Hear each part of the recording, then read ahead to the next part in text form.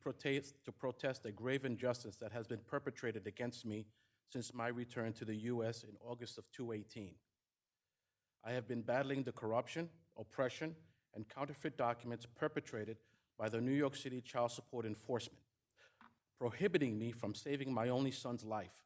From two separate law enforcement agencies have declared documents submitted on November 18, 2020, to this court by former lead counsel Elizabeth Rita Hayes as counterfeit court documents.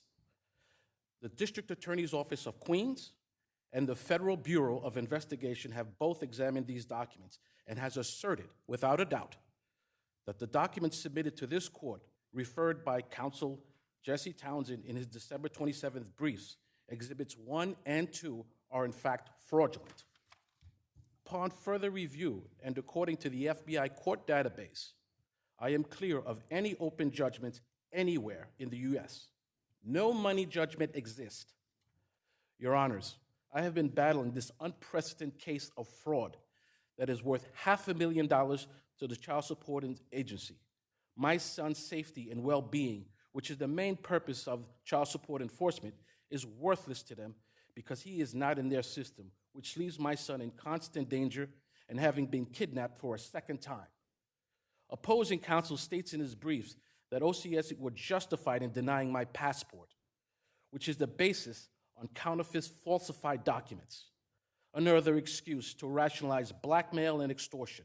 Furthermore, I request from this court that former lead counsel Elizabeth Rita Hayes, if in an audience, be taken into custody to be remanded to the District Attorney's Office of Brooklyn to face criminal charges for filing a false and forged court document to this court is a felony and is punishable by up to 3 years in prison and substantial court fines.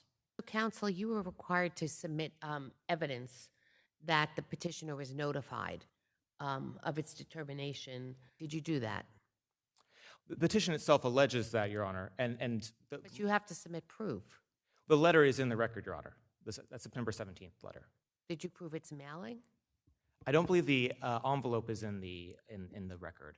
However, the petition itself alleges that that was received. Who requested that his passport be seized? Is that the agency?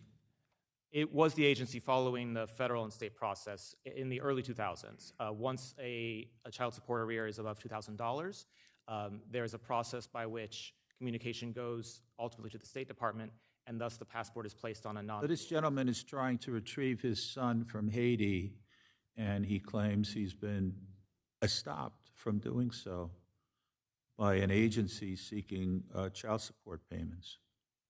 Is that correct? That's right, Your Honor, in that he applied for an emergency reinstatement. And you opposed it? The HRA determined that he didn't meet those qualifications. It was a very strict restrictions on this when the emergency reinstatement is permissible, and that's set by state guidance. The city's agency is following state guidance, and the agency determined he did not qualify. So retrieving a kidnapped child doesn't qualify? Because the description of the is so strict, it's something like a medical emergency. And there's no allegation that this child is facing medical emergency or is...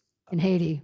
He was facing a threat to his life. News out of Haiti is tragic and there are risks. It's just that I would just push back on the perception that this is a child, again, in a country that's not his own, or that he was in some place unexpected, or... He's there without parents. He has been, he's in Haiti, his father is here in the United States. Evidently the mother is identified, according to the petitioner, in Europe. And so in the meantime, he is variously either with a grandmother or... So that is not viewed as an emergency situation?